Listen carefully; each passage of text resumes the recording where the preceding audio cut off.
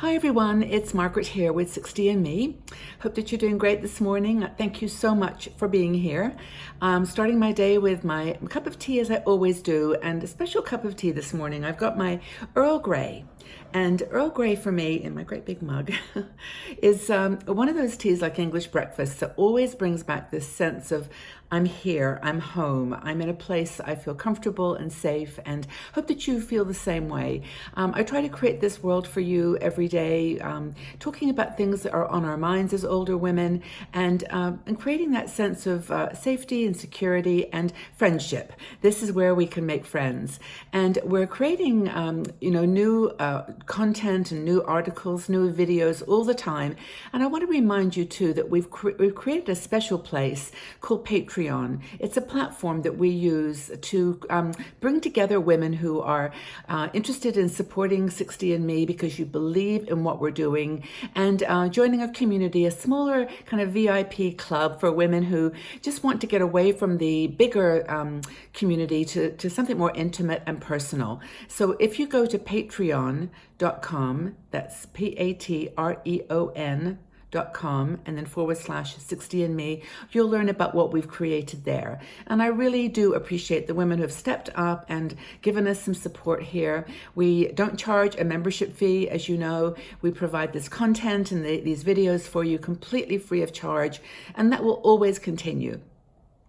But I want to just open an opportunity for you if you want to come into another group that's a little bit smaller, little focused on friendship, connections, communication, and just want to welcome you there if it's something that you are interested in.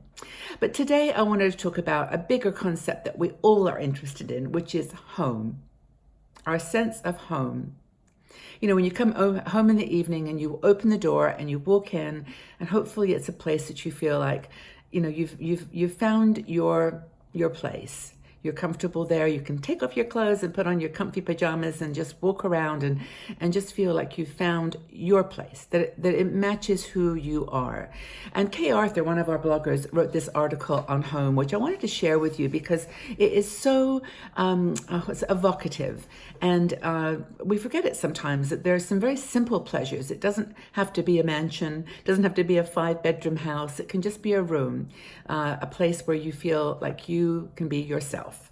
And, you know, you put your pictures there, you surround yourself with the colors that you love, the textures that you enjoy, and just the environment that's going to help you feel good about yourself, feel happy. You know, you go out into the world, it's crazy. Streets are busy, lots of energy, lots of conflicting visuals, and we just sometimes, I think, need that place that's predictable and calming and stimulating at the same time. It brings out our creative side. It brings out our the woman that is not afraid to take risks and to do things that are a little bit, you're not being judged by anyone.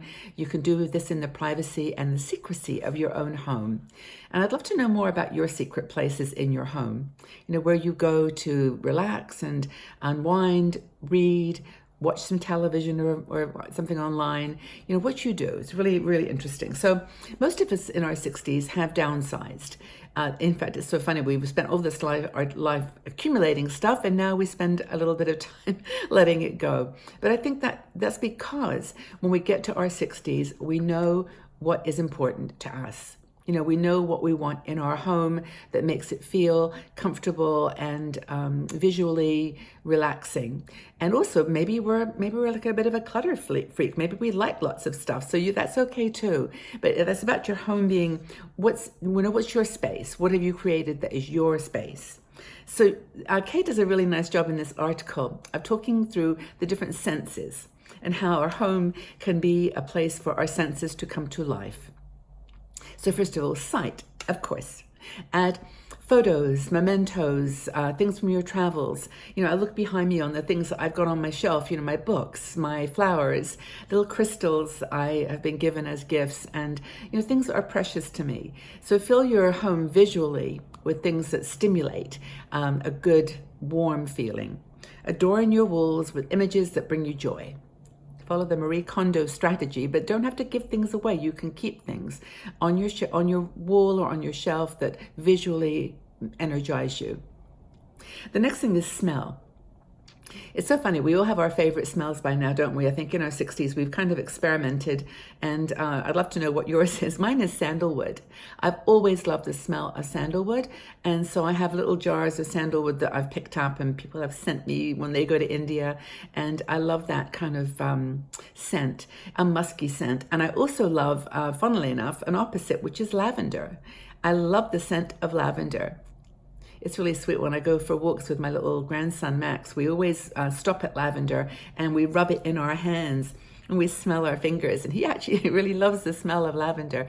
And I think it's important for kids to know how to, enjoy all the senses.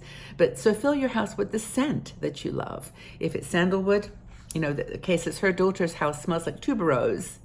And some people love those floral scents. But for me, it's sandalwood. How about you? Actually, sandalwood's really hard to find these days too. It used to be so popular when India was just getting started, 30 years ago, in terms of getting started, meaning coming to the Western world.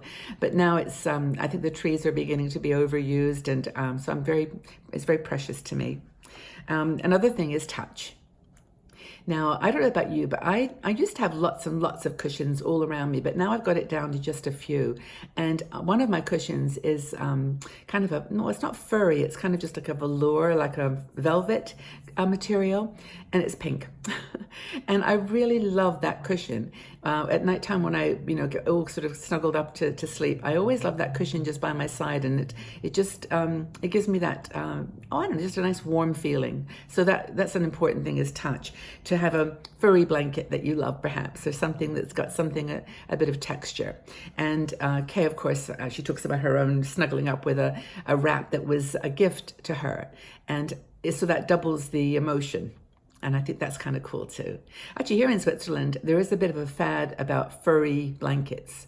And when you go into the shops to look at blankets or covers, there's a lot of made faux fur, faux fur, very soft and cuddly, like a baby's blankie. It's that same feeling of security and just nice comfort. So touch, taste. Yeah, fix your favorite meals. If you love the scent of fresh herbs, have a little herb garden. Put herbs there that you can just, even if you're not cooking, you can scrunch them on your fingers and smell the mint and the basil and all the wonderful scents of nature. Hearing is great too. Now, hearing for me, I'm not a huge music. Well, I love music, but I don't usually listen to it while I'm working. Although there are some. And maybe you've got your favorite music that you enjoy. Could be country, could be pop, could be classical, jazz, whatever you love. I do love jazz, kind of bluesy jazz, and I do love the country singers like Joni Mitchell and some of that Joan Baez. I do still love that music. But I've really been turned on recently to opera and classical music. And I discovered Andrea Bocelli and the piece he did with Ed Sheeran, which is called Perfect. If you haven't heard that song, check it out on YouTube. It's they did a recording together. Ed Sheeran, of course, is a pop singer, folky pop, and Andrea Bocelli is an opera singer. And he does a lot of kind of modern opera in a way, with people like Celine Dion and I've forgotten the woman's name who did Phantom of the Opera, Sarah Brightman. But he does duos with people like that, and very, very beautiful. I listen to it often. I love Andrea Bocelli. But I like, really, honestly, anything. I love DJ Earworm, of all people. I got to work with him a long time ago, and I've always liked his mashups. He does pop mashups, and they're really, really cool. So it's a matter of having eclectic taste and enjoying. And I guess the point here that Kay makes finally is that the size of your space, the size of your home does not matter. It doesn't matter whether it's a room or 10 rooms. It's what you do with those senses, how you bring the sight and the sound and the taste and the smell, the touch into your home, and that it totally resonates with who you are. It vibrates with your energy, your passion, and your purpose in your life. So I hope that's all been evocative of a home situation that I hope you all enjoy, at least a room in your house.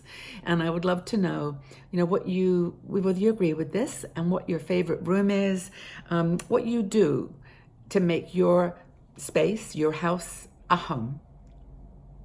What do you do to make your house a home? I'd love to know. So take very good care, everybody. Hope that you're having a wonderful day, whatever day it is, wherever in the world you are, and know that you're loved, and I appreciate you very, very much. Please check out our website at 60andme.com. That means a lot to me. And our YouTube channel, of course. And please subscribe to our channel if you haven't already. Then you'll know when everything is, new videos are posted. And tell us what makes your house a home. Take good care, everybody. We'll talk again soon. Bye-bye for now.